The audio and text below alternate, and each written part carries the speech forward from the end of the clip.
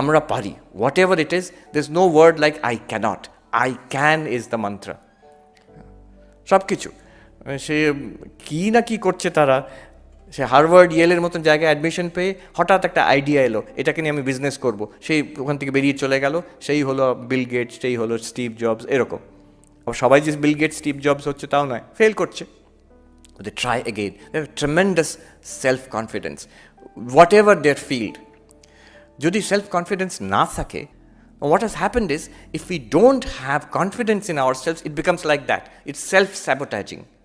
Self esteem না থাকলে it's self স্যাবোটাজিং।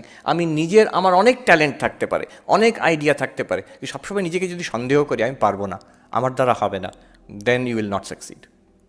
যাদের এই ইনার ফিলিংটা আছে, সেলফ কনফিডেন্স আছে, তো উনি বলছেন, সেই সায়েন্টিস্ট বলছেন, পরীক্ষাতে ছাত্ররা বসে আছে, একই কোয়েশ্চেন পেপার, একজন চট করে ছেড়ে দিল, আশা ছেড়ে দিল, হচ্ছে না, ইটস টু ডিফিকাল্ট, পারবো না, হতাশ হয়ে গেল, সঙ্গে সঙ্গে হতাশ হয়ে গেল। আরেকটি ছেলে, আরেকটি ছাত্র, সে চেষ্টা করে যাচ্ছে, হয়তো ফেল করছে, আবার চেষ্টা করছে, করে দেখি না। এখন who will succeed? Definitely this other person has a much greater probability of সাকসিডিং। যে চেষ্টাই করলো না, সে সাকসিড করার তো জিরো প্রবাবিলিটি।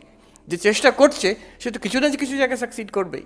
দিস চেষ্টা করার পেছনে, এফার্টের পেছনে, কনফিডেন্সের পেছনে, কনসেন্ট্রেশনের পেছনে, the factor is confidence, self esteem.